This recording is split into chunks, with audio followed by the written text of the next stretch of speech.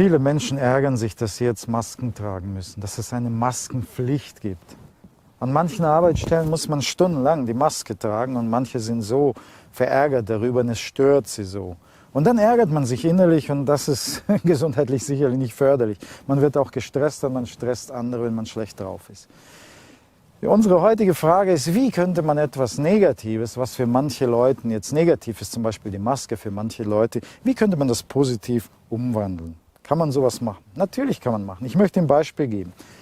Ich bin hier im Wald und hier sind schöne viele Bäume. Ich empfehle Ihnen mal in den Wald zu gehen und sich einen Baum oder einen besonderen Baum zu suchen. Zum Beispiel Fichte oder Kiefer. Aber nicht irgendeinen, sondern einen, der verletzt war.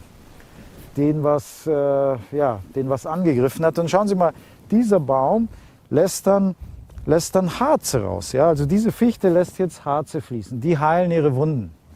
Aber dieser Harz ist auch für uns sehr hilfreich. Sie können Ihre Maske nehmen und hier ein bisschen reiben an diesen Harz. Da, wo es ein bisschen weicher ist, reiben und Sie werden sehen, was passiert. Jetzt legen Sie die Maske auf und Sie werden merken, dass Sie eine wunderbare Inhalation haben.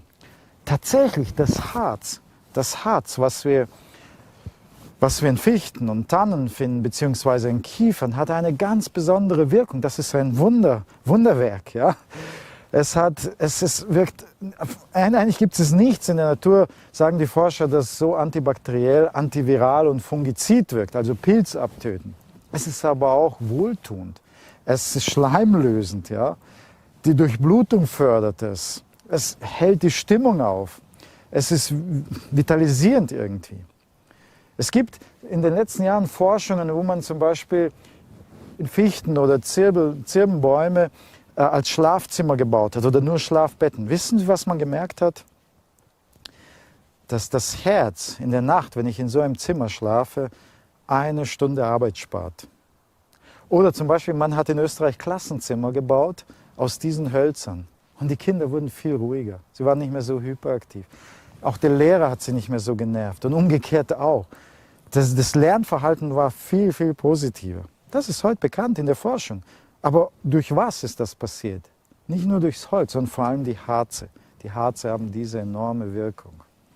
Sehen Sie, und so könnte man, anstatt dass ich mich ärgere, ich gehe mal in den Wald, habe frische Luft, bewege mich ein bisschen im Wald, suche mir einen Baum, reibe meine Maske oder ich nehme mir auch mehrere mit, reibe sie ein und dann stelle ich mir vor, wenn ich die Maske tragen muss, habe ich permanent Wellness. Sonst müsste ich viel Geld dafür in einem Hotel zahlen, um diese Inhaltsstoffe zu bekommen oder mir Zeit nehmen, zu Hause das mühsam zu machen. Ich gehe in den Wald, habe was Gutes und nachher, wenn ich die Maske aufsetze, ärgere ich mich nicht, sondern ich freue mich.